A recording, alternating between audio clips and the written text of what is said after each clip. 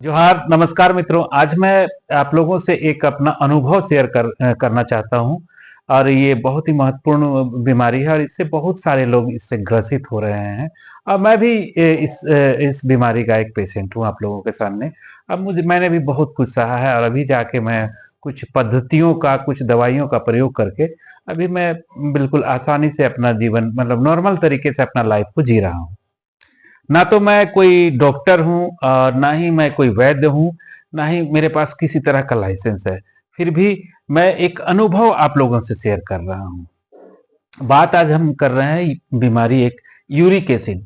Uric acid में क्या होता है कि हमारा पेट का जो सिस्टम है वो प्रोटीन के से जुड़े पदार्थों से प्यूरिन नामक एक तत्व बनता है। उसको वो फिल्टर नहीं कर पाता है। प्यूरिन के जमा होने से ये यूरिक एसिड के का स्तर खून में बढ़ जाता है।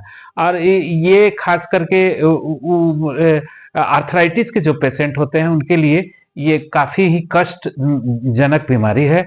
और इसका एक सिम्टम थोड़ा सा हम लोग चर्चा कर ले, थोड़ा सा समझने की कोशिश करें। अगर आप लोग का शरीर में इस तरह का अनुभव आप लोग करते हो तो क्या होता है कि कभी कभी पतला सुई टाइप का पिन चुभ रहा है, इस तरह से शरीर का किसी के अंग में ये प्यूरिन का बढ़ने से ये आपको चुभने का अनुभव होगा। लगातार ये सुई कहीं पर चुभ रहा है। दूसरा एक ये है कि गाउट अटैक होता है। गाउट अटैक रात के दूसरे पहर में मैक्सिमम ऐसा केस अभी तक अध्ययन में मिला है कि रात के तीसरे पहर गाउट अटैक होता है। होता क्या, पैर की एड़ी के पास में अचानक से लगेगा, अचानक से कि आपका नस खराब हो गया है, आपका लचक गया है, जिसको हम लोग मोच लगना कहते हैं, उस तरह का। लेकिन मोच उच होता नहीं है, वो गाउट अटैक है। और ये पैर की एड़ी में खास करके होता है और रात के दूसरे पहर में। तो इस तरह की जटिल समस्या यूरिक एसिड से हो सकता है। रहा बात की यूरिक एसिड एक बहुत ही गंभीर बीमारी है, लेकिन एक संतुलित आहार लेकर, एक व्यायाम का तरीका लेकर के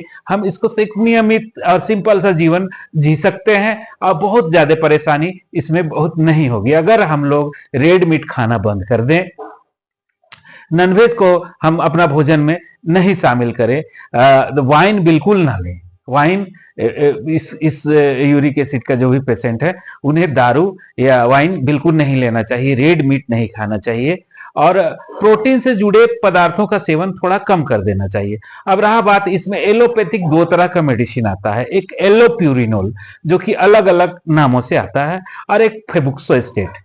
फेबुक्सोस्टेट को शॉर्ट टर्म में 15 दिन के लिए, 1 महीना के लिए यूज किया जाता है, लेकिन इसके साइड इफेक्ट्स हैं।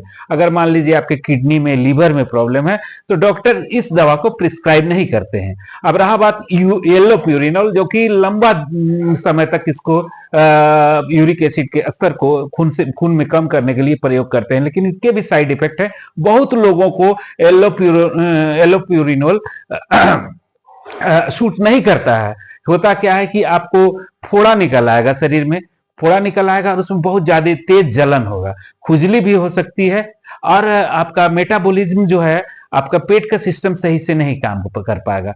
तो अगर इन दवाइयों को छोड़ दें हम और अगर हम अपने खान पान में, खाने में एक है ये सेब का सिरका, अगर हम लोग प्रत्येक दिन सुबह खाली पेट में अगर 20 ml सेब का सिरका और 20 ml पानी अगर मिलाकर अगर हम पीते हैं तो बहुत फायदेमंद इसके लिए, यूरिक एसिड के लिए। दूसरा है, अपना भोजन में अगर फल को हम लोग शामिल करते हैं, खासकर अमरूद, पपीता, एप्पल, इस तरह का फल को शामिल करते हैं तो स्वाभाविक प्राकृतिक रूप से हम लोग यूरिक एसिड को कम कर सकते हैं। और इसमें अगर पत्थर चट्टा का पौधा आपके घर में है तो एक पत्ता रोज दिन इसका सेवन कर सकते हैं।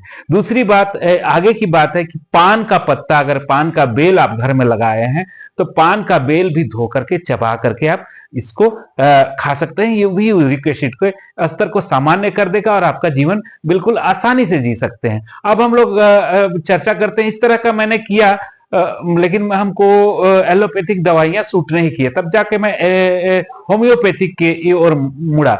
होम्योपैथिक में एक बहुत ही प्रभावी दवा इसके लिए बना हुआ है, उसका नाम है एसिड बेंज, एसिडम बेंजोइकम। 200 पावर का एसिड बेंज अगर हम लोग ले करके और सुबह शाम 2-2 बूंद अगर हम प्रयोग नियमित रूप से करें तो बहुत ही प्रभावी दवा है, एंटीऑक्सीडेंट है दर्द नहीं होगा, सूजन नहीं होगी, आप यूरिक एसिड के पेशेंटों को बिल्कुल सामान्य जीवन जी सकते हैं। दोस्तों, मैंने ये जो भी दवा इससे पहले के वीडियोस में भी मैंने कुछ बीमारियों के इस तरह के नुस्खे बताने का कोशिश किया हूं, और वैसे नुस्खा ही मैं बताता हूं, सस्ती लोकप्रियता के लिए बिल्कुल नहीं। जो कि मैंने प्रयोग किया है, स्वयं देखा है, उसको आजमाया है और उससे लाभ पाया है, उसी को आप लोगों से शेयर करने का मेरा इच्छा है, ताकि कुछ लोगों को इस तरह से जो कष्ट के दौर से गुजर रहे हैं उनको फायदा मिले, उनको जीवन जीने में आसानी हो। अगर मेरी जानकारी